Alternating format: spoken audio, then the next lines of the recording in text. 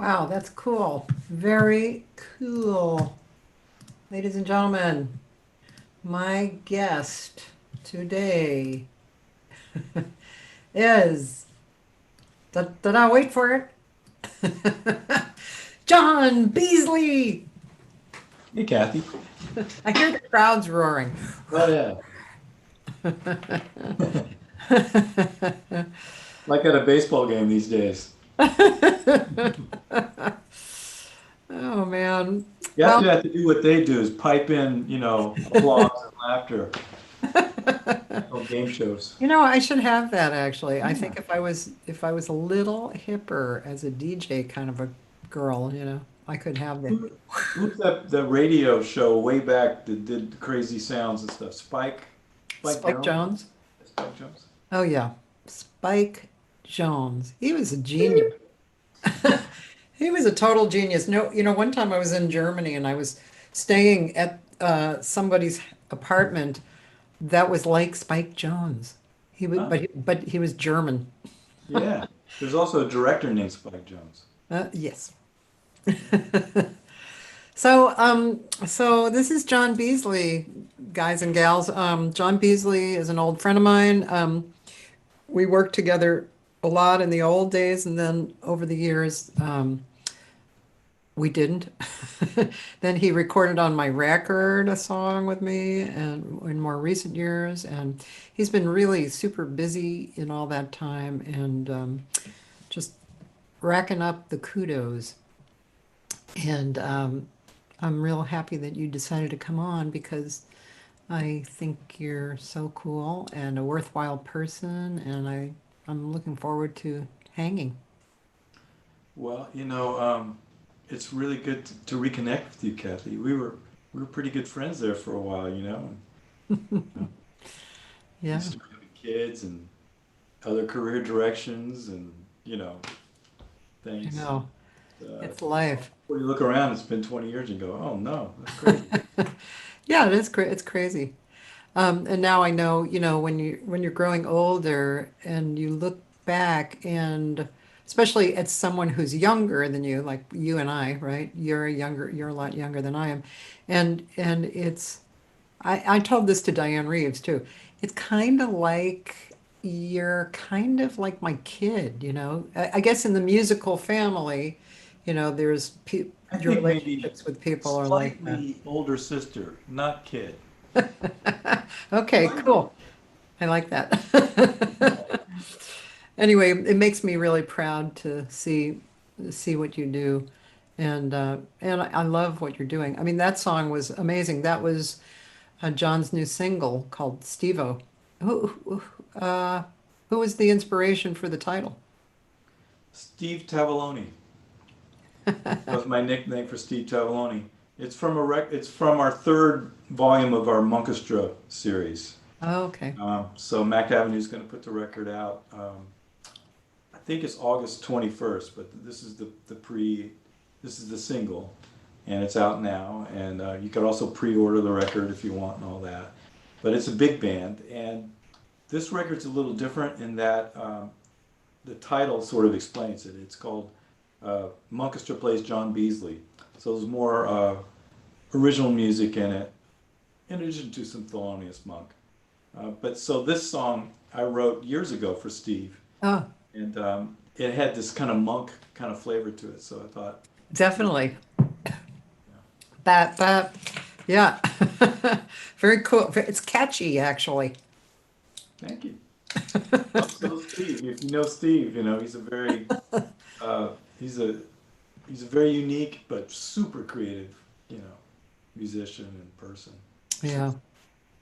Well, let's tell people about Monkestra. I mean, there's a lot of people know here, but I want to make sure that people know that we're talking about what we're talking about, And yeah, let me just make sure that we're here and online. Yes, we are. Um, and a little bit of hearing of that again. So, yeah, John, tell us about Monkestra. Tell us actually how it started, when it started. Okay. Okay, well, it started actually by the Luckman Orchestra um, here in LA, led by Charles Owens. They have a big band, they used to have a big band that did about 4 or 5 concerts a year, I believe, at the Huh. Luckman Theater. Yeah. And All right. they hired me to write a couple arrangements on monk tunes.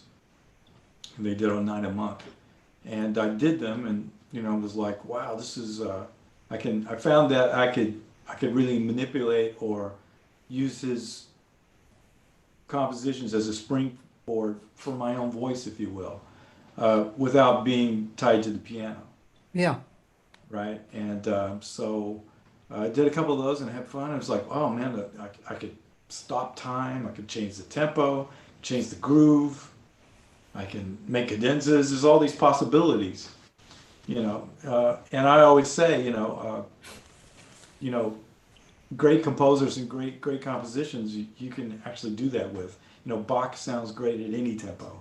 Um, you know, so and Monk is like that. So after I did those couple arrangements, I thought, oh, I'll do a couple more, and I did, and we got together. I got together some friends at the Union here, and we all kind of played them down and had fun, and so I just kept writing, and then uh, we debuted at the Blue Whale a few years ago, and much to my surprise, people came out to the gig, and and I guess something about the audacity of a big band in a small place like that, you know, made the whole room vibrate, and people responded, and so we kept doing it, and eventually we got a record deal, and unbeknownst to me, the timing was pretty good. Monk's Centennial was in 2017, and our record came out. I'm not sure if it was the end of 2016 or 2017, uh, leading up to the Centennial, and we did a couple showcases for some agents. We got an agent, and we ended up doing like something like 35 concerts that year, all over the Damn. world. And Wow. um, That's a lot. kind of continued on that, and here we are in our well, the first two records actually got 4 Grammy nominations, and here we are in our third record coming out, next month. Cool. So, yeah, so this is the same band that the single is from, and that record. That's the same band. It's Monkestra, right? It's Monster, yeah. Yeah, yeah. That's so cool. What a great idea. And it's interesting that Monk, didn't you notice that like over the last 15, 20 years, maybe 15 years, that Monk's music started getting super popular. I mean, people were recording it and playing it all the time, right? Yeah, I think he's the second most recorded jazz composer behind Duke Ellington. Oh, And really? and Monk, Duke Ellington has something like 3,500 tunes. Monk has 81, and he's Wow. number. Yeah, Wow. I think people are just now catching up to Monk in a way. Yeah. He's so Interesting. advanced rhythmically and harmonically, you know, that I think people are just now, just like Coltrane, people are sort of getting into the later Coltrane period just now. Yeah. I have that record that came out last year, the new findings of Coltrane. What a great record. Yeah, yeah, Yeah. very cool. So I was reading about you, and you seem to be a bright and impressive kid. Um, so tell us, how did you come up, and did you have siblings who were musical, all of that stuff? Um, my grandfather was a jazz trombonist in the teens and 20s, and from Arkansas, Louisiana actually. He ended up, playing in territory bands. They call them that for dances. And he actually made it out to California in a what he used to say Model T or something like that. They had to cross the desert, Oh uh, gosh. at night, or else the car would melt. And they ended up playing out on all these piers out here. They had casinos and hotels like Balboa, Venice Pier, Lick Pier, Ocean Park Pier. Huh. Um, and then, by the time he got in his 30s, my grandmother said, listen, it's time for you to come back. He had 2 kids already.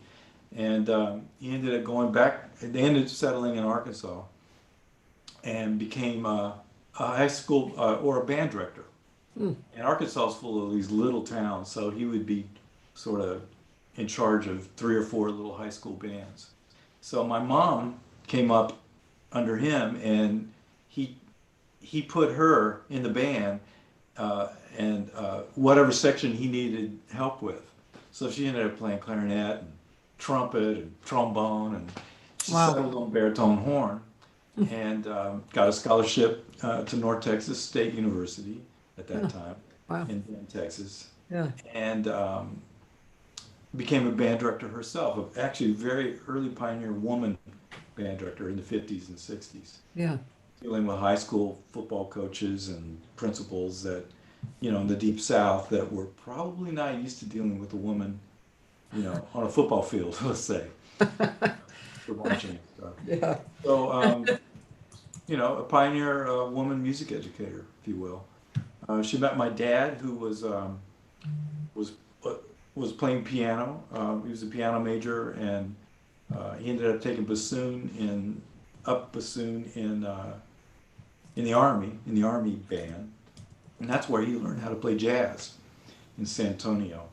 And so they got together and had some kids. I'm one of them. Yeah. And I ended up going, growing up, going to all their rehearsals. This was in Shreveport, Louisiana by this time. And my dad was playing gigs, around town. And they were both played in the Shreveport Opera in the summers. Well, actually, don't. Summers are not. Yeah. And one of my earliest memories of going to a concert was they couldn't get a babysitter all the time. So they would pop me up at 3, they would pop me up in the balcony so they could watch me from the pit, first row of the balcony, keep an eye on me so I'm not like, wandering around. And I remember being mesmerized by Figaro, and getting to go backstage, and even during rehearsals I would be there running around, and so I was just very lucky to be around all that. And then, of course, I started taking. John, Yeah. hold on one second. I'm having some technical difficulties, and I think we went off.